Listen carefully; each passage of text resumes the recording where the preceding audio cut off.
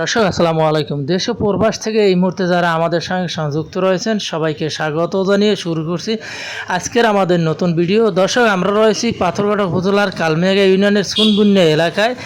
এখানে একটি ব্রিজ দেখাবো যে ব্রিজটি দীর্ঘদিন ধরে মানুষ ব্যবহার করে আসছে। 2018 সাল থেকে ব্রিজটি অকেজ হয়ে পড়েছে।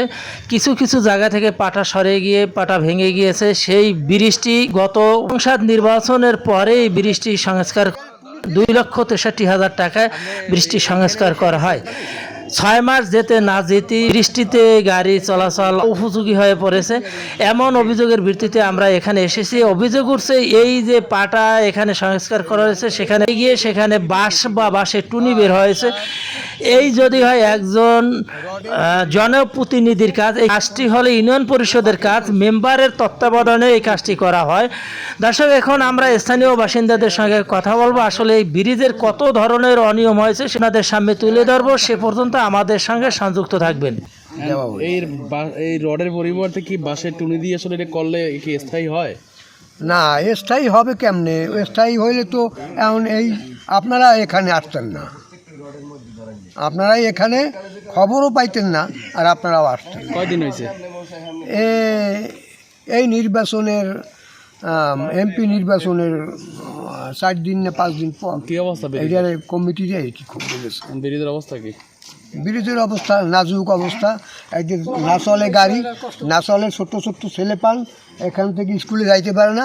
একটা সরল স্কুলের যাতায়াতের ব্যবস্থা এইটা হইল মেইন ব্রিজ, মেইন পথ, কিন্তু সেখানে কোনো বাচ্চা ছোটো ছোটো বাচ্চারা শিশু আনে পরে তারা যাইতে পারতেছে না।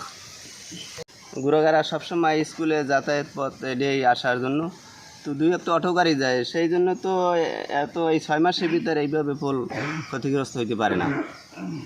নাকি দেশে কি রডের মধ্যে কি রডের ভিতরে আপনার সেলাপের ভিতরে একটা টুনি পাওয়া গেছে, এটা দেখছি এখন। কিন্তু এই 6 মাসের ভিতরে এইভাবে পোল হইলে আর 3 মাসের ভিতরে বৃষ্টির সিজনে এটা আবার শেষ হয়ে যাবে। মানে কি হাঁটাচলা করতে হয় না, পোল ভাঙ্গা চূড়া।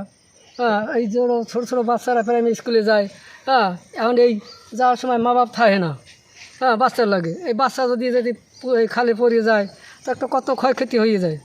এই জন্য এই চেয়ারম্যান মেম্বাররা কোনো পোলের জন্য গুরুত্বপূর্ণ কাজ করে না। আচ্ছা, এটা তো এখন রিপেয়ারিং শুনলাম প্রায় 3 লাখ টাকা খরচ করে রিপেয়ারিং করছে বলুন।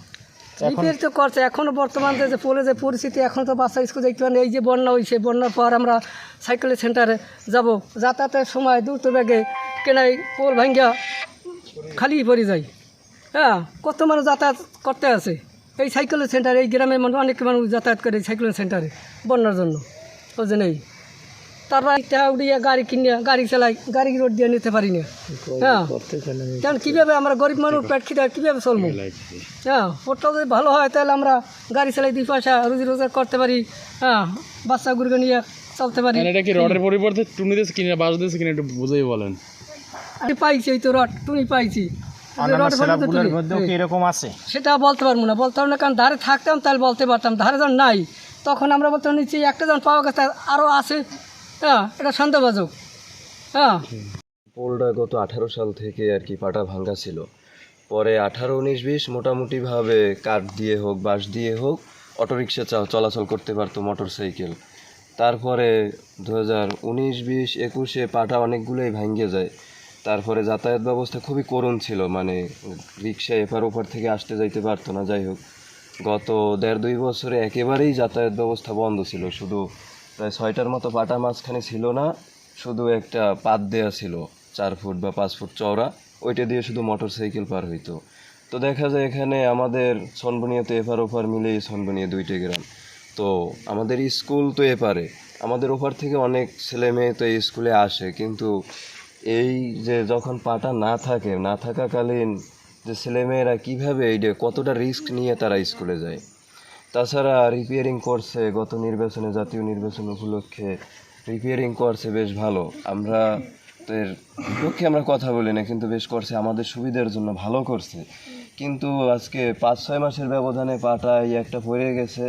এখন এখান থেকে অটোরিকশা যাইতে হইলেও যাত্রী নামাই তারপর যেতে হয়। তারপরে অন্যান্য সেটা আপনারাই দেখছেন যে অন্যান্য পাটাগুলো অলরেডি খইরেই যাচ্ছে, তাহলে 6 মাসে যদি হয় এই, তাহলে বাকি 6 মাসে আর কি কতটা টিকবে? আর এই ভোগান্তি তো আমাদের তাইলে থাইকেই গেল, তাইলে এই রিপেয়ারিংয়ের কি দরকার ছিল? আচ্ছা, এই যে পাটা ভাঙার পর কি ভিতরে কি পাওয়া গেছে, রড না আমার? হ্যাঁ, এখানে একটা পাটা ভাঙ্গে যাওয়ার পরে রডের ভিতরে একদম টুনি পাওয়া গেছে আর কি, টুনি রড দিয়ে আর কি আটকানো, রডের ভিতরে টুনি আটকানো পাওয়া গেছে একটা। কয় লক্ষ টাকার কাজ এটা? এটা শুনছি 3 লক্ষ টাকার মতো নাকি বাজেট ছিল। 2 লাখ। করছে কে এই কাজটা? সম্ভবত মেম্বার করেছে। নাম কি? মেম্বার চেয়ারম্যান এরাই করেছে, আমাদের মেম্বার তো কামাল সেই থাকতে পারে, যেহেতু একটার ভিতর থেকে আমরা তো আর ভাঙ্গে বের করি নাই, এমনিতেই ভাঙ্গে বের হয়েছে, হয়তো ভবিষ্যতে আরো 2 সাইডে বাংলা অবশ্যই বের হইতে পারে।